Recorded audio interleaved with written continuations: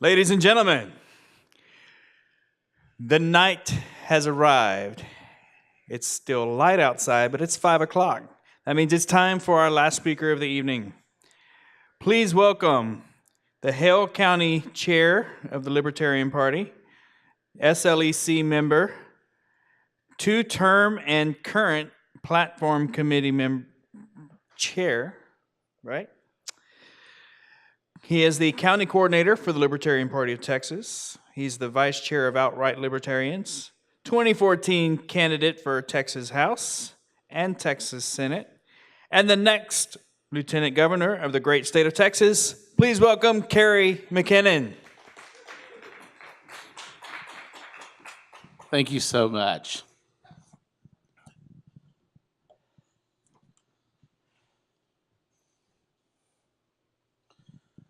So some of y'all out there may not actually know who I am. I'm a sixth-generation Texan. I actually had, in 1775, a pair of Scottish brothers named McKinnon got a land grant from King George and had a plantation outside of Savannah. And quickly, once they got here, like the good Scotsmen that they are, they switched to the American side for 1776. So that is how long my family has been fighting for liberty. So those of you who may not know, if you do not know, I do not have any children. In August, Walter and I will be married 10 years. And we live in the panhandle of Texas, which is a very small county, Hale County, within a town of 1,202 people, Petersburg, Texas. I have worked within this party since 2003 when I became a Libertarian. I was not brought to the party by Rand Paul, by Miss Rand. I came to the party when I was searching because I wanted to run for office to make sure that liberty was protected in the state of Texas. Since then, I've become friends of both of them, and I look forward to standing alongside each one of us that is going to work to make sure that that happens. As your lieutenant governor, I will base legislation on three core libertarian principles. Those three core principles that enshrine within the Libertarian Party and are all about our freedom are self, property, and defense. When we talk about self, we talk about self-ownership. That means you can do with your body as you please. That also means that the government doesn't have the right to end your life, so I would be seeking to end the death penalty. That also means that you should be able to end your life as you see fit, because for whatever reason, with dignity. We will also be looking for you to be able to consume and or seek any type of treatment that you see fit for your body. That self-ownership of your body means starting with that first freedom is that you own your own body. Then when we talk about property, we move into property as far as private property. And that means we're going to have to do some property tax reform in the state of Texas so that you no longer rent your property from the state of Texas. That within itself will be a long drawn-out process that we will work to end property taxes in the state of Texas so that you don't have to worry about whether when you're 70 or 80 years old and you and your partner have been living in that house for 40 years that you're going to lose that property because you couldn't pay a tax. The next thing that we will talk about is defense, and that means the right of individuals' ability to defend themselves by any means necessary for survival. That is it in a nutshell when we talk about guns, or any other weapon that you might use, and that includes your words. So I have a whole hour, which is a huge amount of time for me to talk to y'all about liberty and sometimes interchangeably freedom. But I want to let y'all know that as the next Lieutenant Governor of Texas, I want to have a constitutional amendment to enact us to be able to have repeal committees in both bodies. That way, those other bodies can concentrate on refining the other things that happen. The legislatures that come in and the senators, I'm going to be requesting of them to bring in 2 individual laws that they want to repeal for every new law that they want to enact. So that's going to be something that we're going to do, which will hopefully allow us to eliminate property taxes, allow us to end the war on drugs here in the state of Texas as we do that. Just in regards to that. Now I want to talk about the unity that we have within this party. And sometimes that's a hard conversation for us to have simply because we are such a big tent and we are so encompassing with each and every individual. We are going to have to work to get liberty candidates. And notice I said liberty candidates, not libertarian candidates, because the Libertarian Party has a little over 100 candidates that are running. And Dallas County has 200 and something, 258, I believe. So we are going to have to work to get those liberty candidates elected in the state of Texas so that when I am lieutenant governor, I have at least those 9 senators and those handful of representatives to work with to move forward. That is it within a nutshell, is for us to work together. I know you are like, Kerry took 15 minutes. And I did that on purpose because I want to take some questions from the audience, because I'm up against NOTA, and that's none of the above. So if you really think that it is better for us to not have a candidate on the ballot than Kerry McKinnon, that's your option, that's your right, and that's what we do within the Libertarian Party.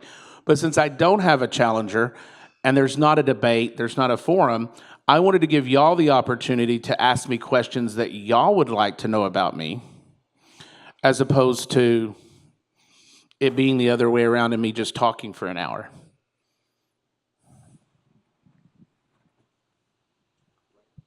Okay. I would like to know what it is that you would say to the public specifically that sets you apart from the incumbent in this position, the current lieutenant governor. I'm not going to be negative about the current incumbent, but I will say this. I will represent every individual Texan, not a select few. I think we have elitism happening in Austin right now in regards to the individuals that are elected, in regards to the money that they receive and the lobbyists that they support. And I think that can make us move forward. I was at a conference for retired teachers on Wednesday, and I was the only libertarian there. And I let them know that if they wanted the same old for them to keep voting for the incumbents or the 2 old parties. Yes, sir. Kerry, earlier when I was listening to the Senate candidates talk about firearms rights, I was a little disturbed because I thought that they were all kind of a little softer than they should be. Where do you stand on firearms? Look, if you can afford it, buy it. Okay? I mean, it's pretty much that simple. If you feel like you need to have a tank on your property, to defend your survival and you got the money, buy the tank. But by all means, at least have somebody train you on the tank. You got to look, I can't knock down my neighbor's house by firing a mortar round from my tank. And every ammo person in here is going to go, Kerry, tanks don't really fire mortars. It's an actual da-da-da, whatever. Whatever they fire. What is it? A sabot round. Look how intelligent I sound. If you want to fire a sabot round because somebody's on your property, and they're on your property, and you think that you need to do that to defend yourself, to be able to survive, by all means, I will be the person in the courtroom as a character witness for you.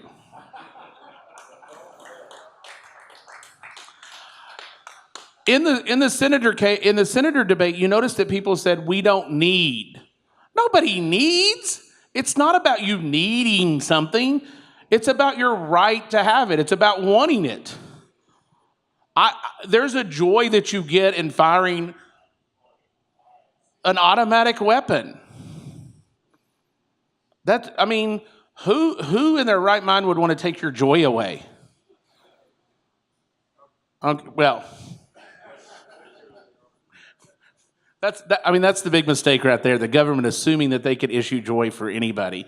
That's just watch Ryan's head explode.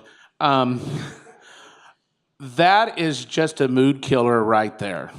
Talking about the government and getting joy from them. So I don't think you need it. And people are going to say, oh my God, I can't believe Kerry said you don't need it. You don't. But you want it, it's your right to have it, and it's not going to be infringed upon. And we have to fight to make sure that doesn't happen. Unapologetically, I might add. Yes, sir. Kerry, the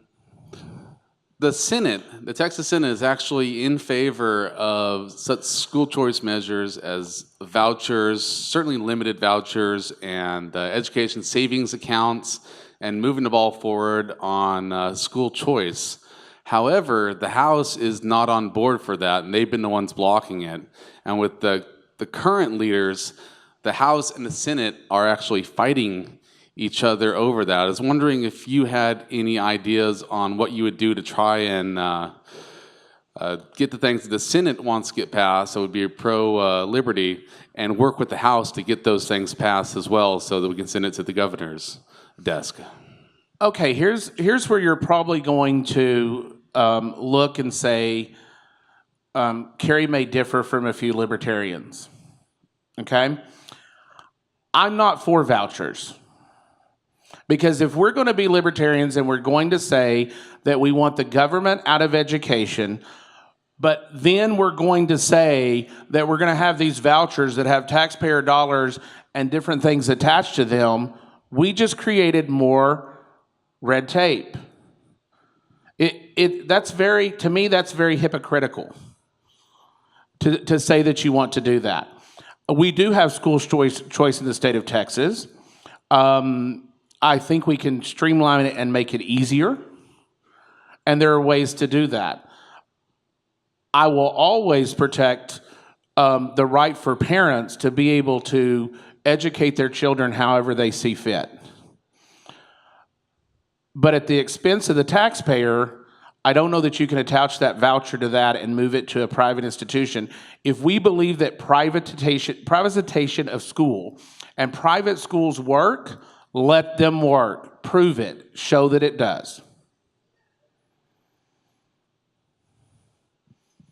Do we have any other questions?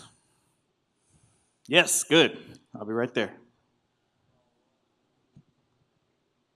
You first. All right, Kerry, what is the number one issue for your campaign that you're going to be pushing for?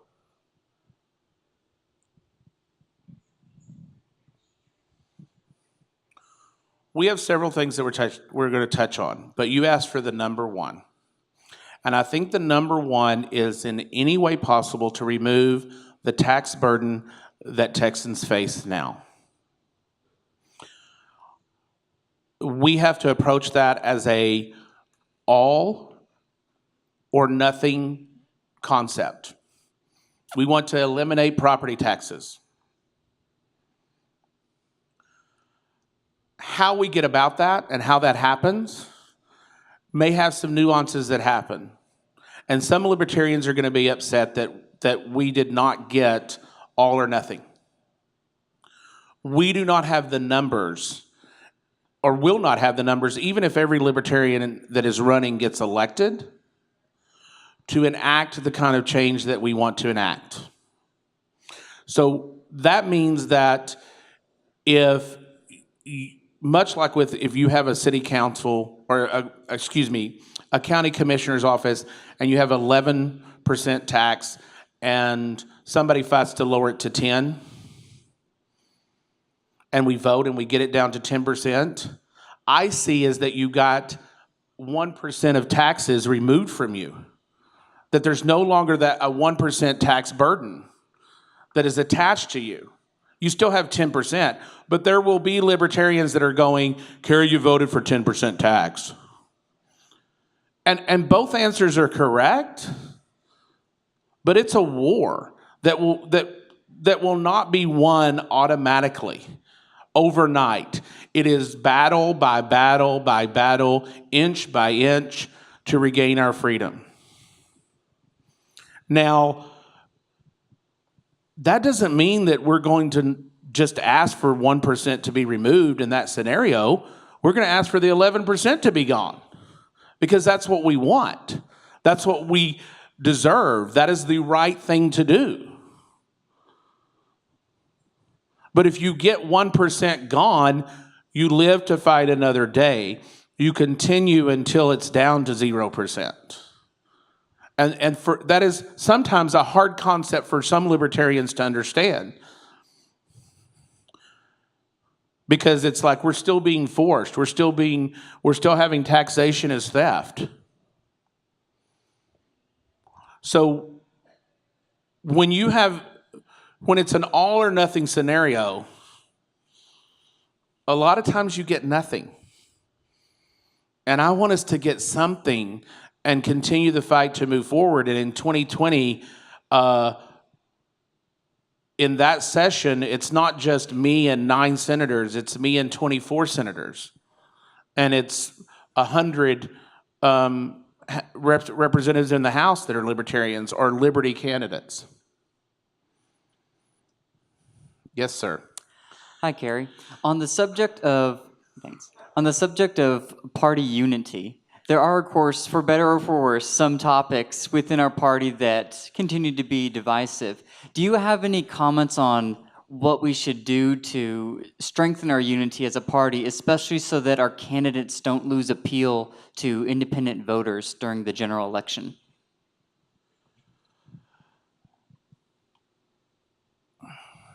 Okay, this can be quite difficult because we do have some,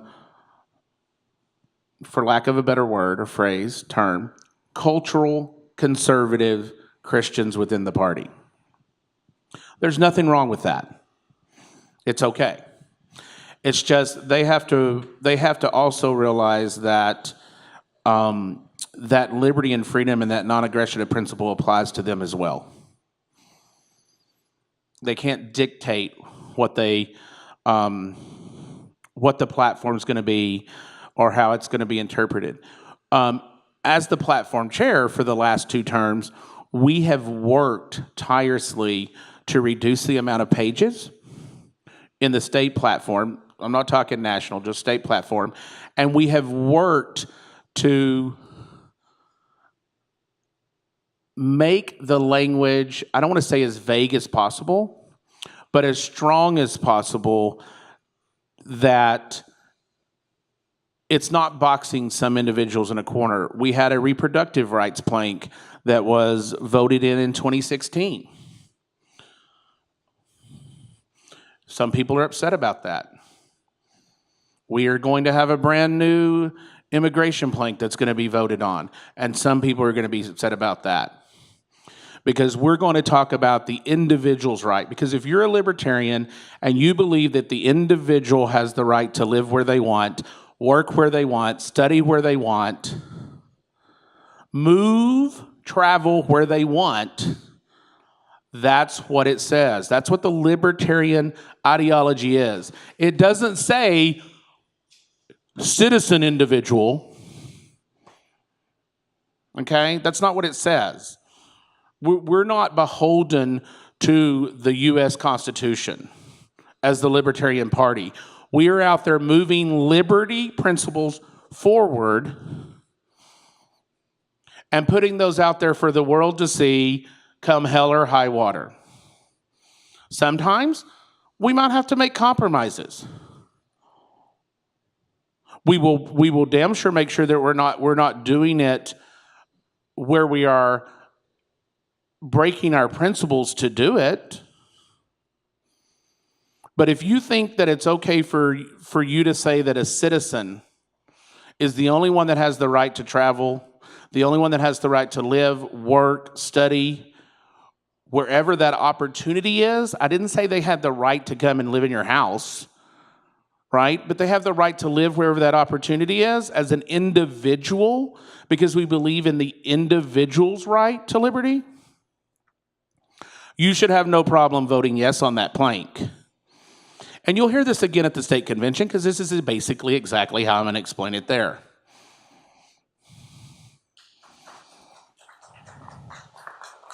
Do we have any other questions? Ask away, people. All right.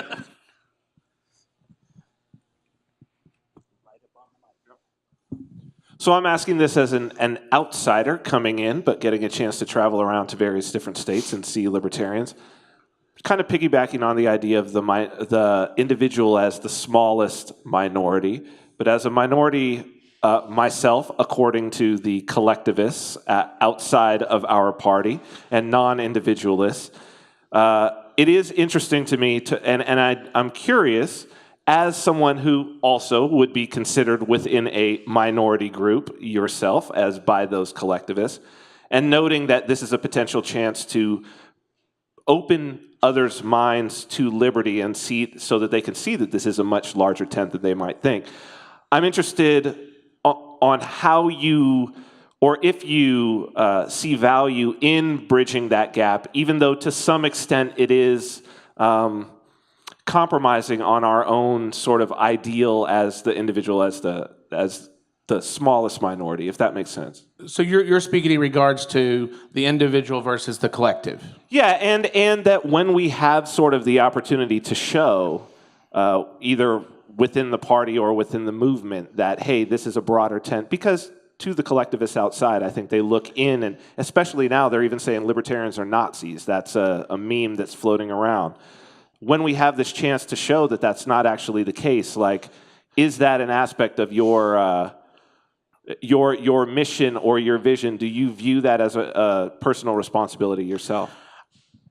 As a candidate, I have to reach out to the different communities that are out there, or the different organizations that are out there. Because so often those individuals have been oppressed in a way that the only way that they can be heard even is to form that collective.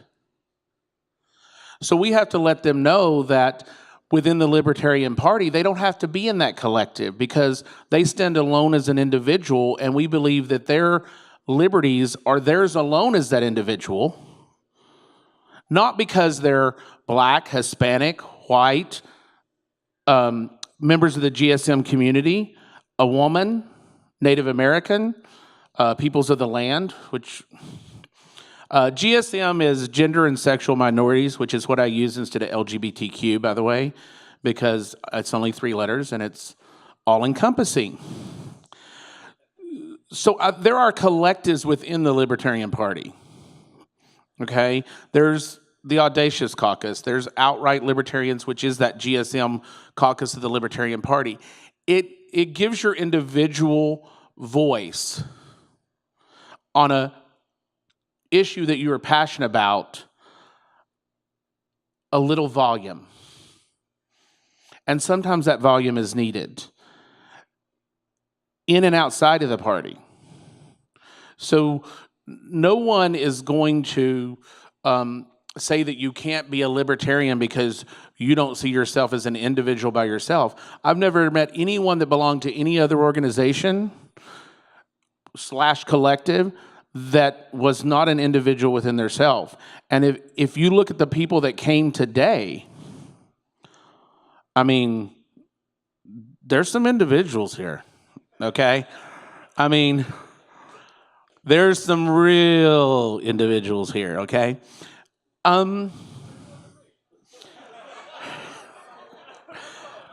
You know, I love Patrick Smith. I'm just going to let y'all know that right now. I am excited. I don't know about y'all, but I am excited that we have 4 individuals seeking, I don't want to say our permission because then Patrick will jump on stage, but seeking the nomination to be out there and be the face of the party. And they're all so different. I mean, we ain't got just 4 old white guys we got to choose from. Thank God. Nothing against Mark Tibbetts, because I like him, right? But, I mean, y'all got to think that y'all like me better than nobody. I mean, if I can't win your vote over nobody, I sure as heck can't beat Dan Patrick. Yeah, girl, you don't even know. I'm just letting you know. So I think that for you individually, and for me, I've come to 2 conventions. And I will say the lack of women, the lack of individuals of color is disturbing to me in a national party, in a major third party that is looking to win elections.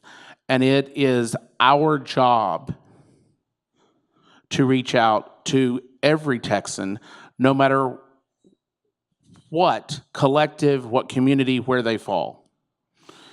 And if we don't do that, we don't deserve to get elected. Next question. Any more questions? Oh, We do. Lord. No. I'm just kidding, Patrick. Go ahead. First of all, I think it'd be really fun. Like, forget all this election stuff. If you and I just kind of had like an event where we just BS'd with everybody for a while, I think that'd be great. But my question is, give us our report card for the Libertarian Party. How do you feel accepted? Have you felt any pushback ever? How's the party hell doing? Yes. Really? Hell yes. Can you talk about that? Well, let me give you a couple of report cards. In 1998, we had 79 counties organized. As of right now, we have 82 counties organized, and that's a new record for the Libertarian Party of Texas.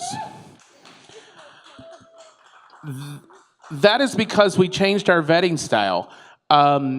Me and Anastasia Wilford worked very hard to make sure that individuals that applied to be county chairs were vetted in a way that,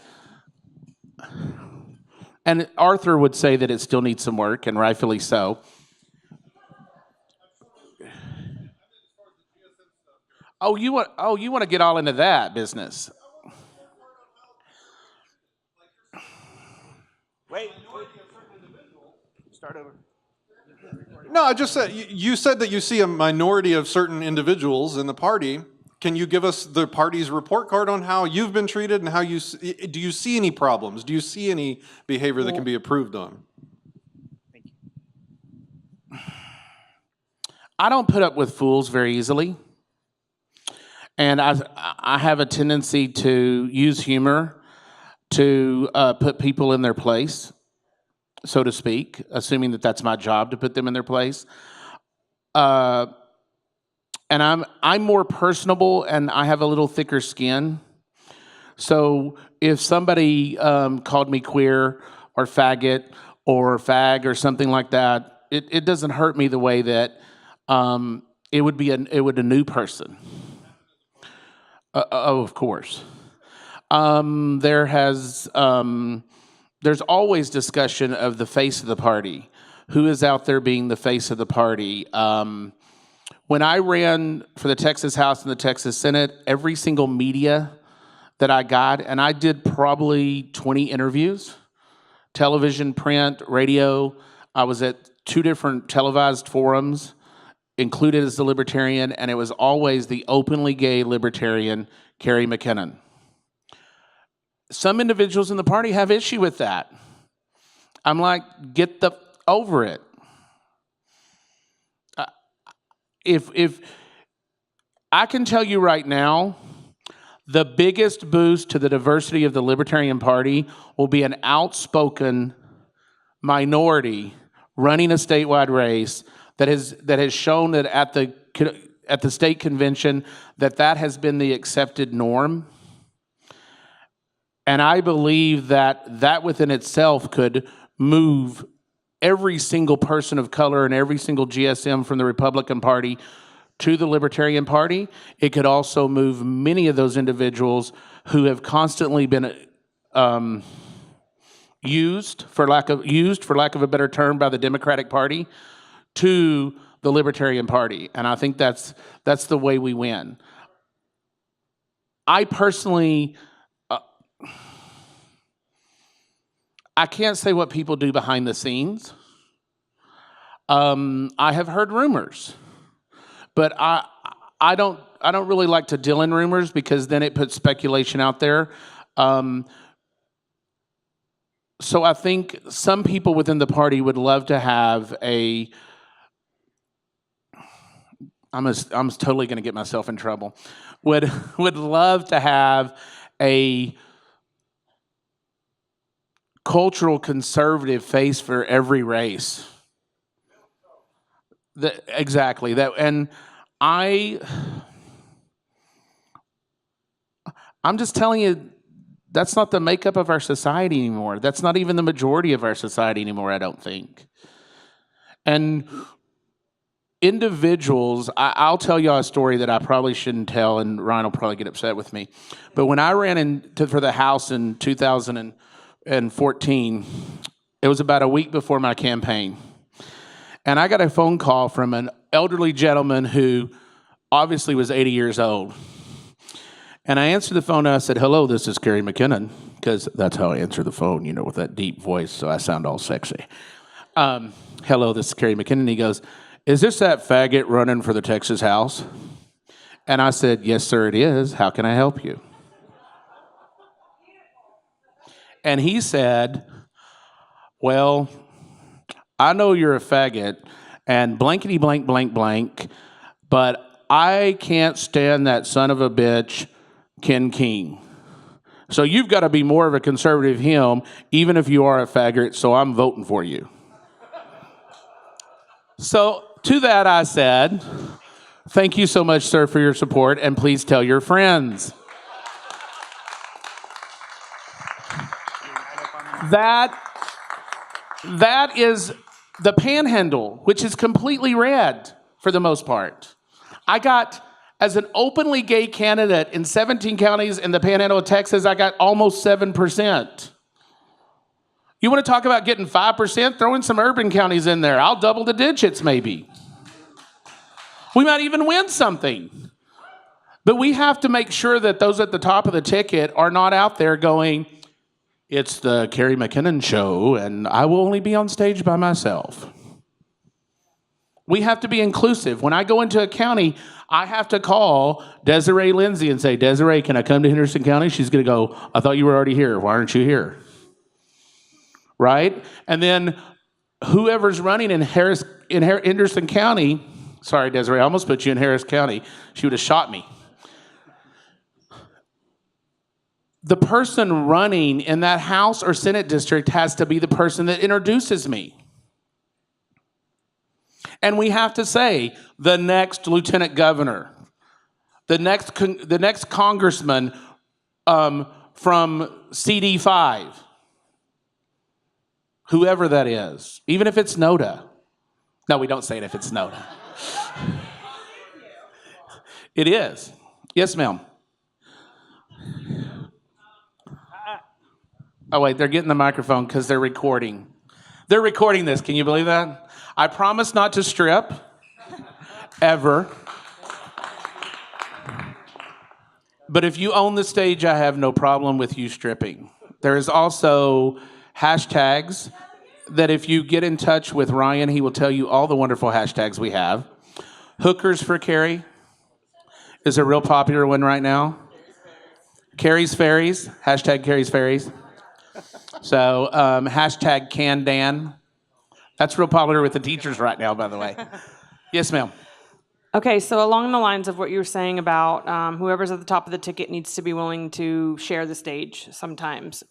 As a constituent, one of the things that I would expect from whoever is at the top of our ticket, and that would include you,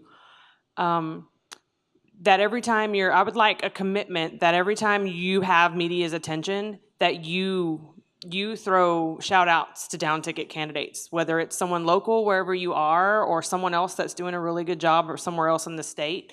That would be something that I would like to see from our gubernatorial candidates and of course from whoever winds up being our nominee. And I completely agree. If it doesn't happen, then all you're going to worry about is maybe 5%. You know, somebody asked earlier today of the governor candidates about what are your plans to get 5%? Well, my plan is to energize the counties that we have organized and the future counties that we organize. My plan is to energize the individuals in that county to be out there block walking and talking to their friends and being on social media. My plan is to make sure that when I'm in that area that whoever the candidate is, that's who I'm block walking with.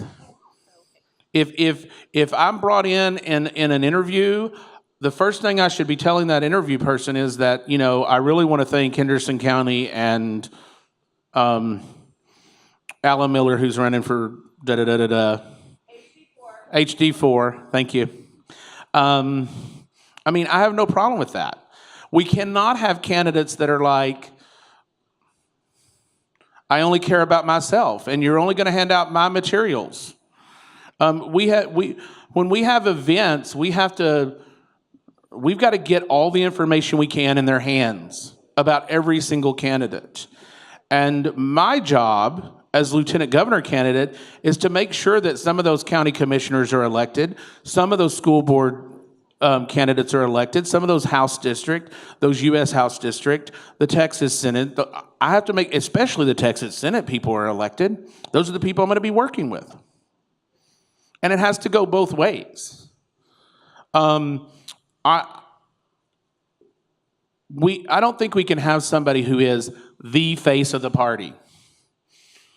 Because I think when we do that, it creates a little bit of elitism that we already see in Austin. And people don't want to vote for that right now, so why would we give them another dose? They want to see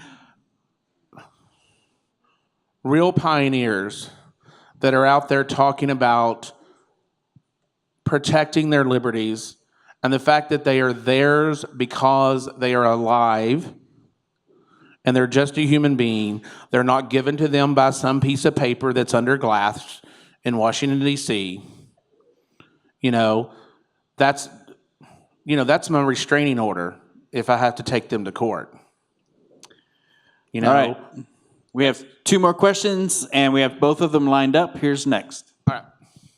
Yeah, so the Libertarian Party, enjoys support from several groups. I'd say like the Second Amendment people, the cannabis supporters, things like that. What groups would you say are missing, and what can we do to get them engaged and get their support behind the party? The NAACP, LULAC, which is in many communities. That LULAC is the Latino portion of that. I already have one endorsement from the Texas Nationalist Movement, so that's awesome.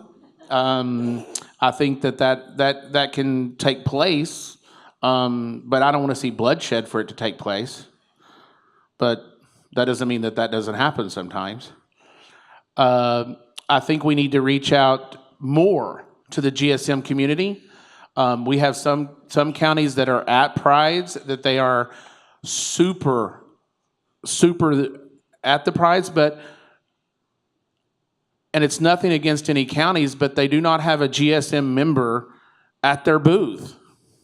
It's all heterosexual people. And while that's great for those allies, you know, I don't partake in marijuana. I don't partake in mushrooms. I don't care if you do, but I can't speak to the benefits of it and the way the state harasses you and imprisons you, as well as someone, and being as passionate about it as someone who has experienced that. I have chronic pain, and if it was legal, I probably would be doing it, and I probably wouldn't even have made it back up here because I would have been downstairs smoking with somebody.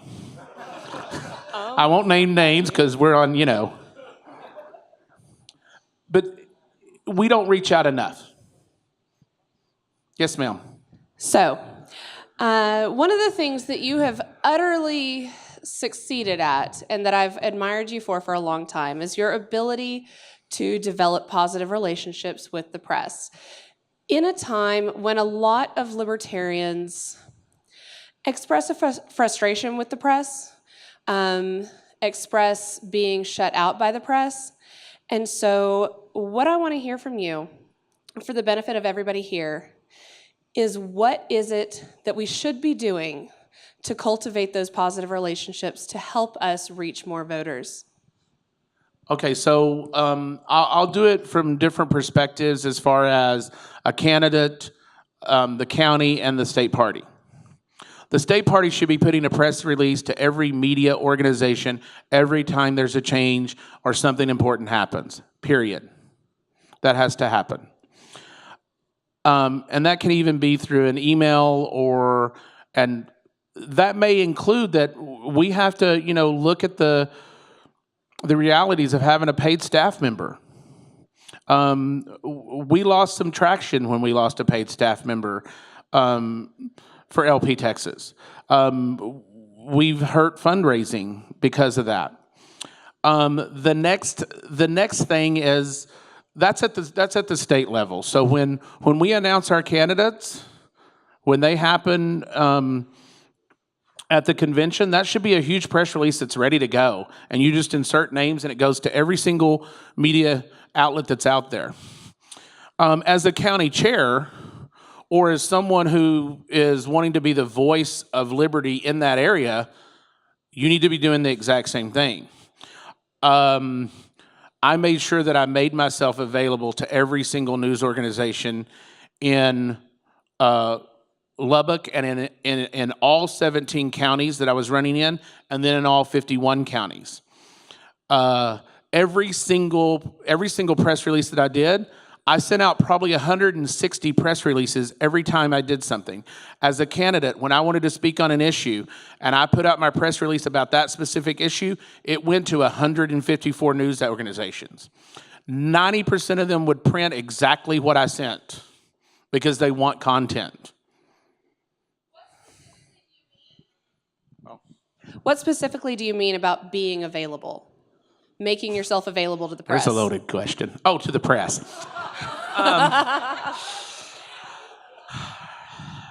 My husband is not here, so and we do not have an open relationship. Just so anybody knows, I know I'm super sexy. You just have to live without it, okay? Making yourself available means that when you know that an issue happens, like the fact that our current lieutenant governor wasted 40 days about where somebody takes a piss.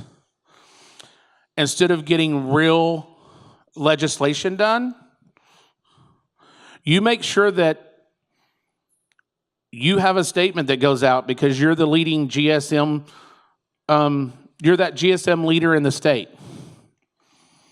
The state party has someone like Ryan Simpson who calls you because you're that GSM leader in the state and says, we need to address this. How do we address it? I mean, you know, if you don't know someone that's transgender, you may not know how to address that. We do not have making yourself available in the way that you get to know them on a personal level. You Facebook friend them, and then you send them private messages that you have something coming up, you need to be there. Hey, it's KJTV, Fox 34. You need to be at the event. You let them know. You have anything that you have. If you're having a car wash, if you're doing backpacks for underprivileged youth so that they for school, anything that you have that is positive, nobody's going to come and say, "Hey, Whitney, what are you doing that's good? I want to know." You got to be your own promoter. You've got to shout it from the rooftops. And if you're not doing that in your counties, then don't call me. Oh, I'm going to go into county coordinator mode there for a second. Look, if you're not doing activities in your county, and then you're wondering why instead of having 1,000 votes, now you only have 1,010 votes that went to the Libertarian candidates, that's your fault. That's your fault for not having activities. That's your fault for not blog walking. That's your fault for not having candidate forums, events. That's your fault for not reaching out to media. It's also candidates' faults for not reaching out to you and getting with you to make sure that you're having events when they come to town. I look forward to working with every single candidate that gets the nomination because we have a lot of work to do. A lot. And the forefront of making sure that more liberties do not slip away are the people that stayed in this room till 5 o'clock to hear me speak.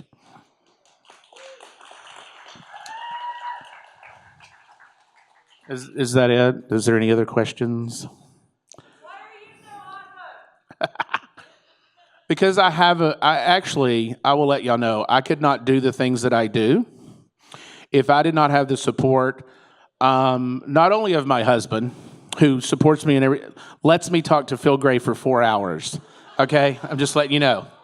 Lets me talk to Ben and Alan for 4 hours. Lets me talk to Anastasia for 6 hours.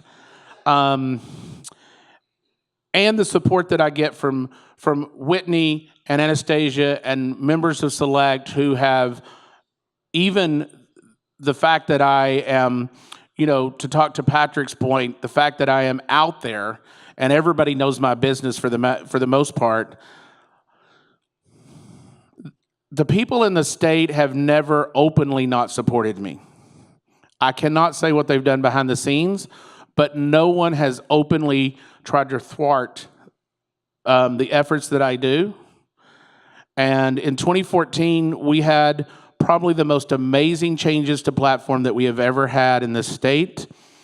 And in 2016, we look to continue that. So 16 and 18, what did I say, 2014? Yeah, I'm trying to give myself more credit. Just give me another year. Give me another year. Anything else?